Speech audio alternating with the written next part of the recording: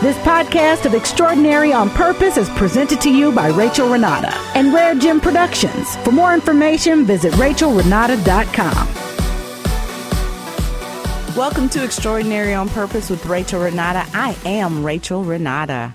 Thank you so much for joining me for the very first episode of Extraordinary on Purpose.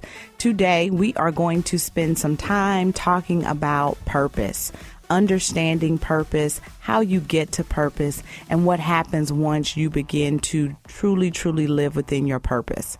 We all have it. It's not like I'm telling you that you're going to discover something that is a mystery or a secret. But here's the thing. You can discover your purpose, but live in it with limitations. It's important to understand that purpose is designed by God. It's that plan that He's written for us before we were born.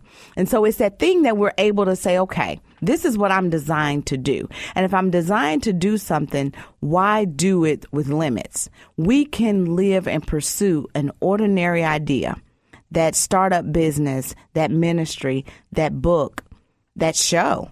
We can have that idea and we can see it in a grand vision, but we look at our surroundings, we look at where we are, where we've come from, those ordinary things, and we say, no, I can't do it. But truth of the matter, if it's your purpose, if it's what you're truly designed to do, not only can you do it, but you should do it extraordinarily. Purpose is the thing that sets you apart. Even though we all are born and we all have gifts and talents, we all have different purposes in life. Now, here's the fun part. Each purpose can connect to make a bigger purpose and set out to solve a bigger solution in life. I want you guys to start truly thinking about that thing that is designed for you. Think about that passion. What are you passionate about? When you wake up in the morning or you start moving about your day, what's that thing that sets you on fire? Now, if you're going, I don't know, well, we got to discover it. Well, Rachel, how do I discover my purpose? How do I truly discover my passion? Well, tell me this. What are you good at? What is that thing that comes so easily to you when people tell you, wow, how do you do that? Man, you're so great with words. Oh, your words spoke to my heart. Oh, your poem was fascinating. When people say those things to you, don't ignore them. Don't overlook them, because those things are our red flags, our moments to say, maybe this is something that I should look further into, because it's our gift. We all have a gift and we all have a talent. So once you begin to tap into that passion, that thing that you can do without effort, it is that thing that you'll be able to say, grow with that. Understand that. Learn it. Don't just think because you have a gift, you don't have to work on it. Because in order to make your purpose extraordinary, you have to work on that gift. Well, how do I work on my gift, you ask? Good question. You work on your gift by learning. What is it that I'm good at? If it's writing, how can I learn to be more impactful when I use my words? If it's speaking, how can I articulate? How can I stand before a crowd or a room and speak and they hear my words and see less of me? Because people can be distracted by you. Okay, so we want to look at how we can learn and build skills. Begin to surround yourself with the company that is doing what you do. Find people that have elevated and are living extraordinarily on purpose and living an extraordinary purpose, doing a gift and a passion that you're passionate about. Hook up, link arms, find out how we can work together, how you can sit. And you have to humble yourself and have to be willing to sit at the feet of someone and learn. We must be willing to learn and take it in order to truly build up our skills and be able to kind of play together. Okay, we cannot pursue our true purpose alone. It's going to take a lot of individuals to do so. I heard something really awesome this week. It was Tyler Perry receiving the Point of Light Award, and he talked about how there are different people throughout his life that were points of light, and how that person just inspired him or impacted him just by the way they spoke to him, spending time with him, being willing to just allow him to be in their company. We must allow ourselves to be a point of light in our purpose. We are not just using our purpose to get rich, get famous, make a name for ourselves.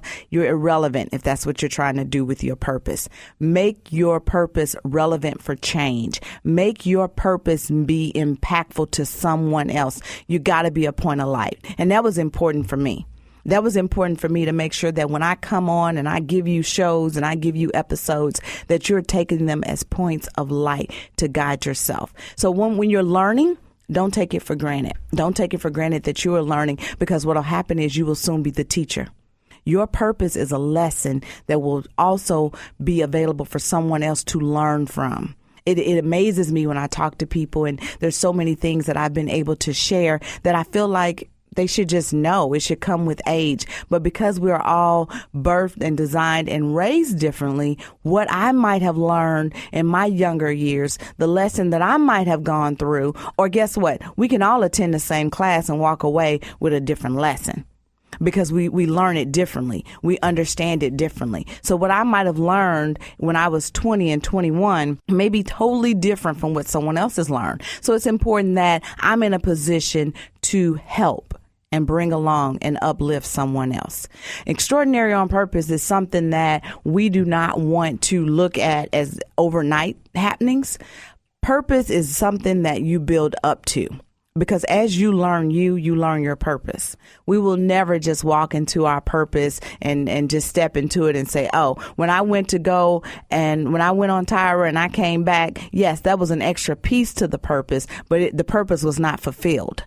There's many layers and levels to actually reaching the full potential. And guess what? When you have exceeded and done all you can within your purpose, it's over. It's done. Your finale of life is truly over. And one thing that I deal with and I focus on, I say to myself, I do not want the end. I don't want the finale to just be a simple finale. When the curtains and the end of life come for me, I want it to be a grand finale. I want to know that I have impacted someone. I have made a difference through my life. My life leaves a legacy. My life don't just leave a memory. It truly leaves a legacy for someone else. So know that if you're still here, you got time. And as long as you have time, don't waste it. Don't waste it dealing in pettiness. Don't waste it dealing in idleness. Be busy about doing what you are designed to do. You're not a wasted person. You're not a wasted life, because you're still here. So we want to make sure that we are stepping outside of our comfort zone and understanding why we are truly here and what it is we are truly designed to do, what we're designed to be. Now, some people may say, well, Rachel Renata, I've tried some things and it didn't work. I've stepped out on this whole purpose thing. I thought it was my purpose to be a teacher, and I thought it was my purpose to maybe write a book. Maybe you wrote a book and it is still sitting. Maybe it is just still sitting, or maybe you wrote it and it's really pretty and it has the cover and you didn't sell one copy. Learn from that. Don't give up on it. You learn from that, because if you wrote that book, you started something and you finished it. So you've done the big part of the whole picture, start to finish. So the question now is, what part? Or the question is, was it the season for this? You have to look at what you're doing in a time frame and say, is this the right season? We get the big picture sometime, and when we get it, we want to instantly go to the big part of it. And it's not about the big part. It's not about the big picture. It's about saying, okay, this is the big picture. What do I need to do? What tools do I need to get? What skills do I need to learn in order to make and see the big picture happen? We want to jump to the end before we actually start at the beginning. And when we do that, we set ourselves up for failure. And then when things begin to fall apart, when we find ourselves having to reset, start over. Have you ever said, it feels like I went nowhere, I'm having to start over again? Then you stepped out of season. You got to do everything within your purpose, within your season. You could be that author. You could be that songwriter. You could be that next talented singer. It's you. You know it's you. You know that's what God has designed you to do. You're saying there's no doubt in my mind, but it's not happening. Then it's not your season. And when your season comes, you have to be prepared for it. You have to be prepared for whatever that season brings. So while you're out of season, there's some things that you have to prepare to do. Well, what are those things that I need to prepare to do? Well, you start by spiritually grounding yourself. You meditate. You find some quiet time to sit and just begin to talk to God. Begin to just really open your heart on your mistakes. You got to forgive yourself, because what'll happen is when you step out on that extraordinary purpose and things start to happen, you'll be made to believe that you're not worth it, that you don't deserve it. So you have to let go. You have to release. You have to forgive people, because you cannot be fully used in your purpose full of negativity, full of bitterness, broken. So while you're out of season, work on you. Spiritually ground yourself. Correct some things. Forgive some people. Forgive yourself. The biggest lesson I learned was forgiveness, and we hear that all the time. But it was. And the reason why I say that's a big lesson, because once I understood how to forgive, I understood how much I had been forgiven. And when you understand how much you've been forgiven, it places you in a position of being very humble about the things that you go about doing, because really forgiveness is what sets us apart. Forgiveness is what releases us to move forward. So you have to release and forgive someone else so that when you're moving forward in your purpose, you're not dragging. Because sometimes on your purpose walk and on your purpose path, you got to run it. And you can't run it heavy, and you can't run it full. You got to be able to run it with lightness in your step, with that strength that you need so that you can endure. So negativity, let it go. Mama did, mama didn't do, let it go. Daddy said, daddy did, you got to let it go. You have to release anyone and anything that's holding you, because if you say, well, I've let it go, but I haven't forgotten about it. And then you start talking to yourself, and by the time we get through talking, you've gotten real mad. Yeah, you haven't let that go. You have to let it go so that you can move forward. The next thing you want to do is you want to really, truly focus on your plan. When you begin to step into your purpose, you just can't walk. It's like, okay, I know where I'm going. I know I'm going to go straight. But here's the question. As you are going, things will begin to come your way. And we have to look at things realistically. We want to jump out the gate and start the business. We got the startup capital. We got the building. We ready. We got the product. Let's go. Okay. But how are you going to get your customers and your clients in? How are you going to maintain your inventory? How are you going to keep the upkeep of your building? Sometimes we just want to say, oh, we got it, but we don't want to do the work in keeping it.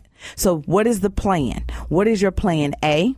What is your plan B? In other words, as I begin to start trying to market this way, if my clients don't respond, then I quickly need to identify that and begin to find another way to reach out, not quit. Notice I said plan B, and I defined it as saying redirecting the order in which you're going. I didn't say give up and walk away, because there will be times when you don't get that first response. It doesn't happen the first time. So really, truly go through the plan. Make sure you have your direction and your steps in order. I recommend 12 months of making sure you have everything laid out. Set those goals for yourself so that when you actually get started in your plan, you know what? I'm hitting it. I'm missing it. I'm hitting it. I'm missing it. Because if you're missing it, too many misses, and you can say, okay, let's pull back. Let's do something differently. Or if you're hitting it, you say, okay, I'm doing good. I'm doing good. So it's really important to make sure we don't waste our idle time. And then the third thing that you want to do after you have really focused on yourself, meditated and forgiven, and then when you've written your plan, you want to make sure that your purpose has purpose. You want to make sure that when you step out into your purpose, that it's not just for you. You're not the only one feeling empowered. I did good today. Oh, I felt good, but nobody has been impacted, and there's no change about what you're doing. Know that your purpose is needed to make a difference. So make sure that when you step out on your purpose is set for a purpose, and you are doing something amazing. You can know when you're in your purpose because you're going to see change. You're going to see positive change. That's not to say negativity won't come and people won't have things to say. But if you can see that things are happening because you have stepped out there to make a difference, then I encourage you to continue to do that and to shake off those negative people, those, for lack of better words, hater-gators, ones that are trying to discourage you from truly fulfilling yourself. So you want to make sure that you are fulfilling your purpose by making sure you're on purpose. It's going to be a time in our lives when we realize that purpose requires us to sacrifice and give a lot of ourselves.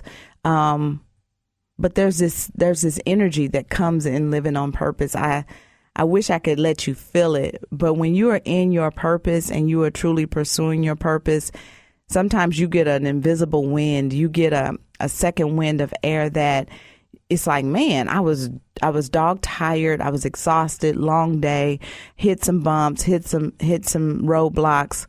But you get back up. You get back up. And that's what's important. Every day that you can get back up, every day that you can say, you know what? I'm going to try it again. I'm going to reach out again. You know that you're doing something amazing in the life of just not only yourself, but others. I find it easy for myself to stay encouraged when I'm able to go home at night and lay down and see who have I impacted. Who has reached out and said, thank you for that. Thank you for saying that. Thank you for doing that. Thank you for just existing. Thank you for your kind words, because it means nothing if I got up today and I made no difference in anyone's life. We should not just live and die. We should not just wake up to go to sleep. If you go into a job and you're going in there, not an entrepreneur, being a business owner, that's not for everyone. Some of us truly are career minded. We want to go to school, get a job, get in the best career, climb up the corporate ladder. And you should, if you know that is your purpose. You should. But the only thing I ask is you remember that when you graduated, someone else entered into school. So be willing to go back and grab someone and say, you know what, let me help you along the way. Because we all had that time in our lives where we felt unsupported. We felt like we were out here on our own. But it's a difference when you have a team or when you have someone else walking along beside you. Be that person that walks along someone else in their purpose. Because, again, we don't get to where we are for ourselves. We get it to help someone else. And then make sure that you are truly being wise about who you're selecting, because not everybody is ready for the purpose walk. You know, I'm a person, you can't come to me with the great idea and show me the full picture and then just expect me to sit there and go, oh, okay, one day you'll do it. I'm like, let's go. Come on. What do you need? What do you want? And then it's really disheartening when people go, well, I got to get a few things together first and then I'm ready. You're not going to do it. You're not going to do it, because there's never a perfect situation to get started. There's never a perfect moment to get started. You truly, truly, truly have to make up in your mind that you want to start, and you start. You won't have all the resources. You won't have all the things that you need, but you get started. I often share with everyone, I started Project Compassion, which is my amazing nonprofit organization. And I started when I was 25 years old, single mother in college, barely taking care of myself, being able to make all of my bills and be able to provide a roof over our head. And that's it. You know, anything extra is like, okay. I was determined to not get on public assistance. I was determined not to rely on a system, but I knew that it was going to require a lot of hard work. And so when God told me and downloaded in my spirit to start this nonprofit, it was like the wrong time. Not only do I not have any money, I don't even know how to start a nonprofit. When you think of nonprofits, the only thing I could thought of at that time was the Goodwill. It was not what is a grassroots? That word was crazy to me. But I knew it was something I was supposed to do. And so I just started with what I knew best. And a year prior to starting Project Compassion, I was 24. And for my 24th birthday, I threw a very nice party, and we had all gotten together. We had went to a martini bar, and yes, martini bar, and we drank martinis, and they were different flavors. And the next morning, I woke up to a cell phone full of, oh my God, what a great time. I had some husbands, boyfriends saying, you will never take my girlfriend, wife out again. And then I had some girlfriends like, wow, when are we celebrating again? And as cool as that was to celebrate my birthday, I was so disappointed in myself that morning. I was disappointed because I had wasted a night. Not that I had anything else to do. I mean, I wanted to celebrate at a martini bar, but that's how I chose to get people together. And I remember feeling that conviction. Of course, I dismissed it. I paid no mind to it. But when I began to sit down and figure out how can I get started with Project Compassion, do you not know I was reminded of that? Do you remember how you brought people together to drink and turn up at this martini bar? That's exactly what I needed to do to start my project. You need to get people involved together to come together. And I've never really shared that back end of me going to the martini bar. And you guys really don't have to repeat that. But if you do, that's fine. That's my story. But that's what I did. I sat down and I wrote 75 letters to my closest family and friends. And I said, I want to start a nonprofit and I want to feed the homeless and I want the blankets and I'm going to go out. And if you want to come, come. And the response was like it always is. Sure. When? Where are we going? And of course, anytime you get people going, yeah, come on, I'm ready, that really encourages you even the more. And that's what happened. I got my family and friends involved through a letter. And from there, we started preparing and we started going out. And the first night was, by my all accounts, a fail because I was scared. Homeless, street, dark, man with a hook hand. That all made me nervous, but I knew it was what I was supposed to do. So I did it. And I went home and I remember saying, God, I think you might not have said this for me, but he did. And each time every month that I got up to do it again, he always brought me someone or something to remind me or to help me. For every time I got up to go to do it again, he would bring someone to give me a tool and a skill that I needed. And it eventually got to a point that I realized that as long as I was available, as long as I was willing to be used, God was going to provide. That's my sermon for today, y'all. Y'all can just get excited on that. But just get started. Don't worry about all the ifs and the how. Get started. Get started the legal way. Structure yourself. Reach out to someone. Call me, email me, Rachel@RachelRenata.com. I can help you get things going. But get started. Don't waste your time. This is going to be an amazing time for us.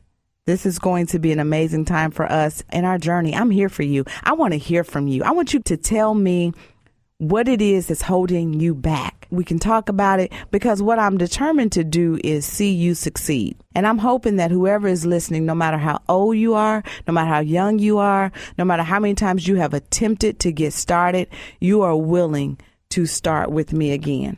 You are willing to get started with me because it's important to know that the start can happen. Now, you all say, okay, Rachel Renata, that's a beautiful story you have heard from heaven, and I'm just not in a place to hear from heaven. And that's okay. He talks to everyone. You don't have to be in a place. And let me say this. Now, this is where it's going to get real for my listening audience. Not only was this a wrong time for me to start Project Compassion, but I was in absolutely no place to be used by God. Yes, I was not right in my spirit. I was a work in progress. Hear me when I tell you I was broken, but he used me and I allowed myself. So I just want to put that out there because I know my story did sound really uplifting, and I don't get it twisted. I was not sitting in the church with a long skirt on. I was attending and I was working and I was involved but I wasn't obedient.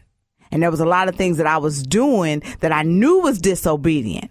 So the fact that he trying to use me and I knew I was disobedient, but that's another episode when we talk about serving a faithful while we are unfaithful. So we'll talk about that another time, but just get started. Let's get started together. What do you need to get started? Now, Project Compassion is my first baby. That's my first baby. My second baby came along through Project Compassion. And that was one of those situations where, again, as I was going, I started, my second business is Renata's Consulting. And my startup capital came from Tyra Banks. And I started Renata simply because I was asked, what would I do if I had $10,000? Do not dismiss a question. When you are asked a question by anyone, you answer that question to its fullest because you don't know what the other response is going to be. By me answering a question, I was given an opportunity to pursue my dreams, to step out there on a greater faith. Because now look, faith is good. Okay. I got faith, but it's something about having some faith and a few dollars in your pocket. You like super faith. Oh, yes, you ready. So here it is now. Got this money. So what did? I educated myself. I started going to the small business office, asking questions, going online, reading for myself. That's how I started to understand what I needed to do. You will hear me always say, start up the legal way. If you start up at your trunk, or if you start up in a back alley, then that's your hustle. And that's different from actually stepping out on your purpose. When you step out on your purpose, you stepping out with all hands on deck. You legal, you structured right. You're going to file them taxes. You're going to report the way you're supposed to report. But you get started, and you get started by doing your homework. I set a goal for myself. I didn't get $10,000 in February and open up in March. I took at least 12 months to write out the plan. Well, you say, well, I got the plan. I wrote it up. I'm ready. Then what you need to do now is begin to see who else is functioning within your plan. Not a competitor, because it's too much out here for that. That is foolery. But it's the person that you're going to have to outshine. We won't call them competition. It's the person you'll have to outshine. So who else is out there, and what are they doing? And are they willing to share with you? Do your homework. Go out there, learn, get involved. Now, I went to several people when I wanted to get started, and I was flat out told, I'm not going to tell you anything. You're my competition. Oh, okay. Well, did I walk away and drop my head and say, okay, I'm going to go home? No, I said, no, that's just foolishness, and I don't want to be like that. And then I went and learned again for myself, because in our conversation, in that conversation of them not wanting to help me, they was dropping a little knowledge. And what they thought they were doing was talking above me, and I was able to take in what they were saying. And so I was able to take some things and go and research that word, that phrase they made. And then from there, I was able to learn more. So then once you know that you have your knowledge, you have your plan, you have your knowledge, practice your skill. You know, we want to open some stores sometimes, or you can't say, I want to be a speaker and you're shy. You got to get up there. So if you know that, okay, I want to be a speaker, but I'm shy, let's work on our confidence. Work on our skills that we need. You can't say, I want to own a boutique and you're rude. Nobody wants, I'll buy from you because you're nice. So work on our skills. What skills do we have that we need to work on to make sure we're giving the best presentation of our purpose? You are the face of your purpose, the presentation that you have. So once you have your plan, once you have your skills built, once you have everything in order, then I want you to get started. Don't spend a whole lot of time talking. I'm an action person. You're going to see what I'm doing probably before I tell you. And it's like, well, you're keeping secrets. Nope. It's just I don't have a whole bunch of time to talk about it. Let's just go ahead and be about doing it. I don't spend a lot of time getting yeses and nos, because then you'll stand in the middle. I have a small, wise group that I've always looked to for opinion and balance. And that's important in anything that you do, that you have people that you can bounce off of. Because what'll happen is you'll always look at your dreams and your purpose with lovey eyes. You're in love with it. It's yours. But someone that's not emotionally attached can come in and say, yeah, but what about this? What if you try it this way? Oh, that's a great idea. That's called insight. Be open to that on all levels of your purpose. Be open to that pushback of, well, maybe you should try it this way. And sometimes it's not going to be said the way you like. It's not going to feel, it's going to sound like why are you being rude? Then why are you surrounding yourself around people that you feel are rude and you can't trust? There are some people that give me some honesty and it hurts. I'm like, oh, that hurt. But guess what? It's coming from a place of love and trust. Because on the next breath, whatever I roll out, whatever I set out to do, guess what they do? They support me. And that's the test. Are you trying to tell me something to hold me back? Or are you telling me something to build me up? Get that insight, get that wisdom, because that's going to help you along the way. Your startup is simply you taking the step to do the work, to learn, to understand, and then to apply. And once you do that, you then will be able to try it out. You'll be living in it. You'll start it. Just go. It's going to start out slow, or it may take off so fast you weren't ready. But it's going to start. When you start, it'll start, because that's your first step. Take that first step. First steps are important. And if you notice with babies take a first step and they fall down. You guys are on my first step. This is just the beginning. This is just the beginning of where I want to go and what I want to do at a new level with the same God. Take that first step. I want to know what your first step looks like. I want to know what it felt like when you took it. If you haven't taken it already, then tell me, what's stopping you? If you took it, tell me what it felt like. What difference have you felt since doing it, and are you now standing still? Email it to me, Rachel@RachelRenata.com. I'm looking forward to hearing all about your first steps. Until next time, always remember, every ordinary idea can become extraordinary on purpose. This podcast of Extraordinary on Purpose is presented to you by Rachel Renata and RareGem Productions. For more information, visit RachelRenata.com. To connect with Rachel Renata, join the fan page at Rachel Renata on Facebook, follow the Rachel Renata on Twitter, or follow her on Instagram at Rachel Renata 33. If you would like to advertise your extraordinary business, have questions, or would like to be a guest with Rachel Renata to begin your extraordinary journey on this show, email Rachel@RachelRenata.com. Extraordinary on Purpose is another positive production of RareGem Productions, proudly presenting, promoting, and producing positive programs. For more, visit OneRareGem.com. That's ONERAREGEM.com. Thanks for listening.